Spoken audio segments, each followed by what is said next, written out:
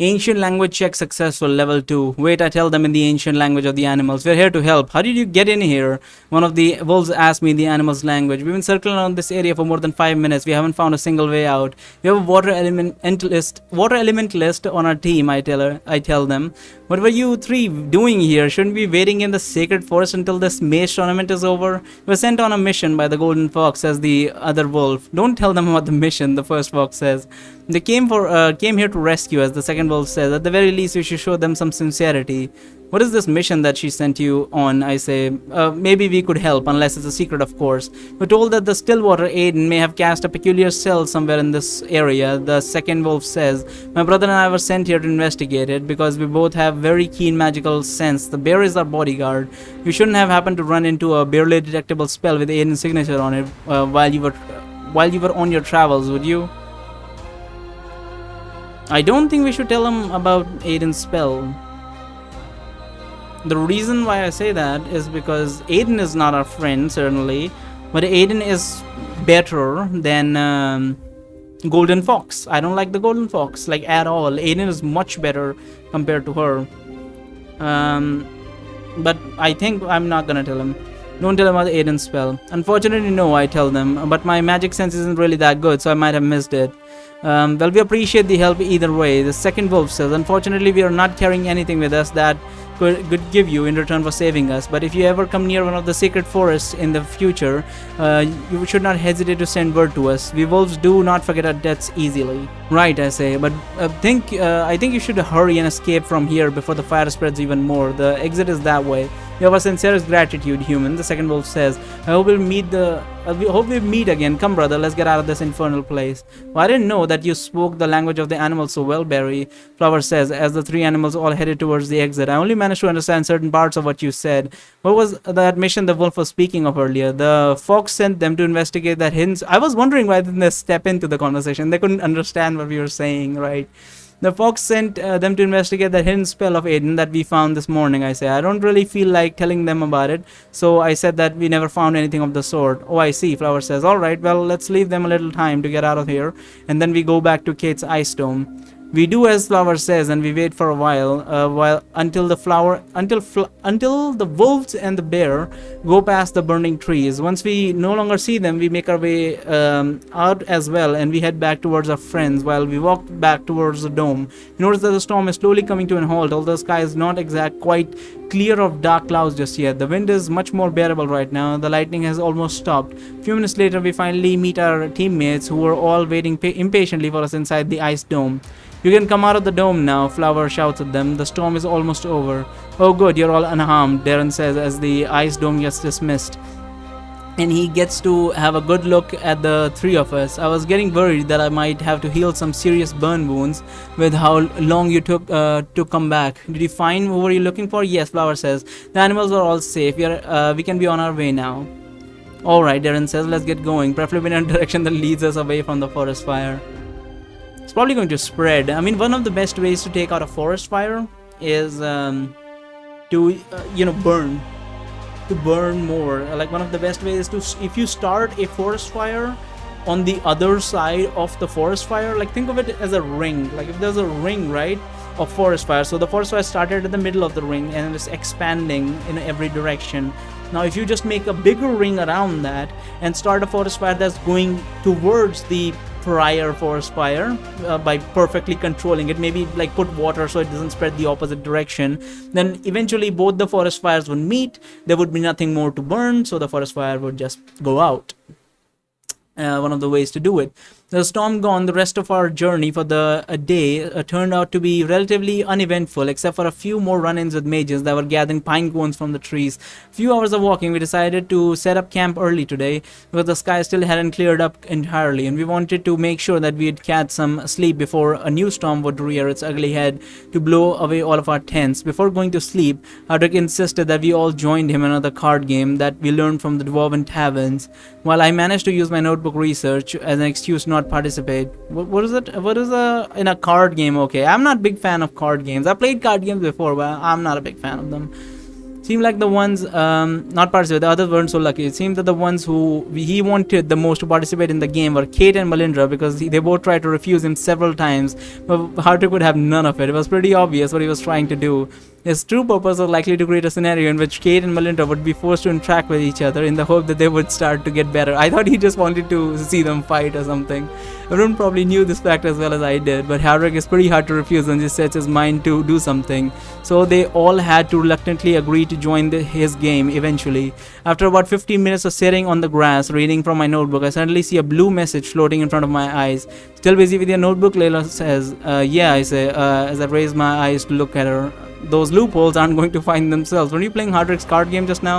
I was, Layla, right, but the game requires us to call out the names of the cards as fast as we can, and my writing messages inform themselves instantly, so I had too much of a disadvantage compared to the others. May I have a seat?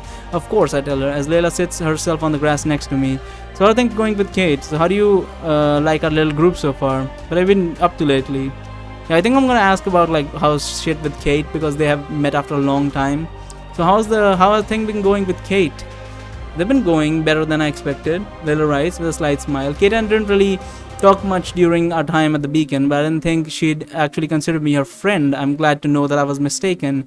I was also surprised to see how much she's opened up to you in these past 2 days, I say. Kate is usually the silent type, and she rarely comes out of her shell, so it was nice to see this other side of her for a change. She wasn't always like this, Layla writes. She used to talk a lot more when we were at the Beacon, especially with her friend, Diane. Maybe she's starting to go back to the way she used to be now that she can finally have some people she can trust. You're right, I say. I think that this is the first time in at least 10 years when she managed to become a part of a group that she can actually rely on without fearing that she'll get stabbed in the back. You think I could do it too someday? Layla writes. Do what? I say. Become a part of your group, Layla writes. What are you talking about? I say. You're already a part of our group. Layla shakes her head. Only temporarily, Layla writes. Once you're all done with your business in Olinder, I will stay behind with my father, and the rest of you will be leaving the city to go on your next adventure. Yes, but it's not like we'll be doing this forever either. I say. Eventually the tournament will be over and our group will disband, but that doesn't mean that we won't be meeting each other again later. And when we do, you'll be welcome to join us. I'm not sure how easy it is for us to meet again after you leave Varathia, Layla writes. I heard the citizens of Varathia can invite outsiders, I say, so I don't think it should be that much of a problem if we write an official invitation for us. I'm not sure how well that would work, Layla writes, given that my father and I are both wanted criminals, and there also the fact that Olinder is a rogue kingdom, so that the kingdoms would never approve such an invitation, even if I weren't considered a criminal. Yes, but you're forgetting that our goal is Olinder to assassinate their king, I say. Things will most certainly not stay the same after this happens, and your future your criminal records might get erased in the future with a little help from Golimek. I said he made it pretty clear that he's on your side, so I'm certain that he'll find a way to aid you once he's gained a little more influence in his city. Think positive. Perhaps you're right, Layla writes. At the very least, something tells me that Hardrick would never leave Varathia without having a final celebration, regardless of who will actually win the tournament in the end. So we'll be sure to meet at least one more time before you leave. See, what did I tell you, I say. You already understand how our group works, and you've barely traveled with us for more than 2 days. You're practically an official member of the team by now. That will make sure to work hard to be worthy of this title, Layla writes, smiling. Hey Layla, Hardrick shouts. Not that I'm asking a lot, but could you please come here and help me keep the scores with those handy floating texts of yours. Maybe we could change the rules a bit so you can play with us on equal terms. It appears that my talent are needed elsewhere. Layla writes to me as she gets up from the grass. Good luck with the notebook, Barry. It was fun chatting with you. Likewise, I say. Make sure to work hard so you can earn your permanent group membership. I will, Layla writes to me. Then turns away from me and she starts heading towards the others. I'm coming. She writes in big blue letters. She hurries to join the card game once more. For the next 20 minutes or so, I'll focus only on my notebook, trying to ignore the sounds in the background made by Hardrick and the others while playing their game. Unfortunately, simply focusing very hard is not enough for me to make another breakthrough. We were going to need to start taking a different approach than simply going through all the information that I have available and hoping that I'll figure something out eventually. But what about other approach is there? I think you could ask Darren to use some spells or something, and then Melindra to break them by telling her how to break them or something. As I sit there and I think, I start to get a powerful headache and a feeling of nausea, which completely disrupts my concentration. Seems that the second energizer spell has also run out. Well, I guess there's no use in trying to do any more studying at this point. May as well lie down on my back and try to avoid thinking about the pain and the fatigue as much as possible. After about 10 minutes of lying on my back, I suddenly hear a familiar voice speaking loudly through my transceiver. Is it Rose? Who else could it be? Barry? Rose says, "Can you hear me?" "Yeah, I can hear you," I say as I get up and then tap on the transceiver through my pocket. So she can hear me while trying hard to concentrate on what she's saying.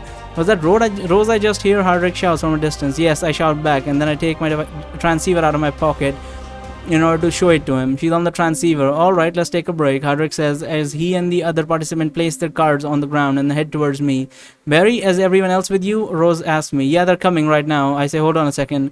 Then I wait for them all to others to reach my position before continuing to talk. "Okay, they're here," I tell Rose as I try hard to keep my voice calm while ignoring the headache. "What was it that you wanted to talk to us about?" "I'm not sure how to explain," Rose says. "Something happened a few minutes ago and it was really scary. I was just walking around the house and noticed that everything around me was completely frozen. I tried calling out to my siblings, but they wouldn't answer. They wouldn't breathe. They were just standing there looking straight ahead while even the falling leaves on the trees were floating in midair, completely frozen, and there was nothing I could do. The time eventually got unfrozen by itself, but I have no idea why. I have no idea if this might happen again. I can only assume that I somehow activated my time powers by mistake, but I had absolutely no control over them. I'm really scared that the next time this happens, I might not be able to undo the spell and I'll just get trapped like this forever in a world where everyone is frozen in time except for me." "Oh, I wouldn't worry too much about that," Malindra says all of a sudden.